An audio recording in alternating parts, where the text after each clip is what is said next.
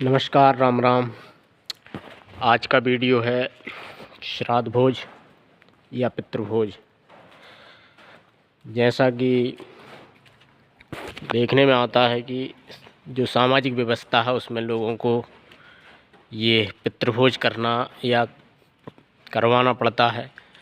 तो इस बात पर भी काफ़ी विवाद रहता, हमेशा अक्सर विवाद में रहती ये बात कि जो एक गुरु हैं उनके शिष्य ये इस तरह से नहीं करते भोज। तो इस पर एक बात है कि हमने अक्सर सत्संगों में सुना है कि जो सत्संग में आध्यात्मिक गुरु होते हैं वो बताते हैं कि हम पुण्य करते हैं तो स्वर्ग की प्राप्ति होती है, या जो पुण्य के प्रभाव से हमें सुख प्राप्त होते हैं। कहते हैं कि यदि पुण्य क्षीण हो जाए, नष्ट हो जाए, तो हमें दुखों का सामना करना पड़ता है।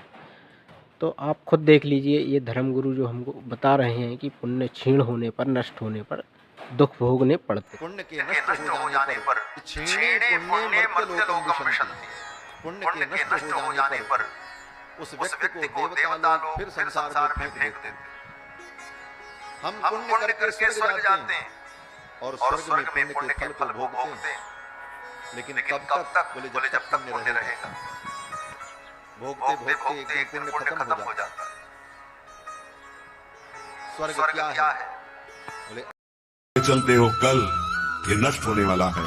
बड़ी बड़ी आदि व्याधियां इस शरीर को नष्ट कर देंगी। जैसे देखा जाए पापात्मा पुरुष किसी रोग से ग्रसित नहीं है, बड़ा स्वस्थ दिखाई दे रहा है, बहुत ही अनुकूलताएं छा रही हैं। ये उसको नष्ट करने का जाल है। अगर उसे दुख मिलता तो उसको पश्चाताप होता कि मैं पाप कर रहा हूं, मैं बचूं। नहीं, पुण्य नष्ट हो रहे हैं क्योंकि उसको भयानक दंड मिलना है। अब पुण्य का प्रताप चल रहा है और पापाचरण कर वो पुण्य नष्ट हुए, ये पापाचरण, पूर्व पापाचरण सर्वस्व नाश कर देंगे। और आप लोग संसार में उदाहरण देख लीजिए, हाँ, सर्वस्व नाश हो गया, वंश का वंश नष्ट हो जाता है। खूब झूम रही थी फिर धूल भूसरित हो गए। पाप किसी को बख्शता नहीं।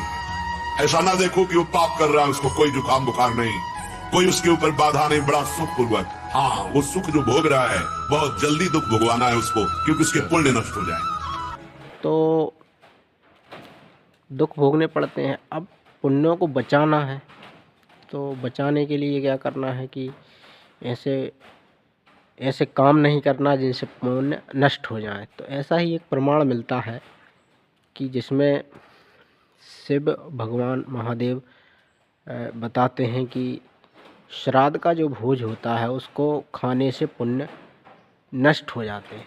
तो जो गुरु के शिष्य होते हैं वो अक्सर श्राद्ध भोज नहीं करते, क्योंकि इससे पुण्य नष्ट हो जाते हैं। और पुण्य के नष्ट होने पर आप जैसा कि जानते ही हैं, दुखों की प्राप्ति, दुख भोगने पड़ते हैं, दुख प्राप्त होते हैं।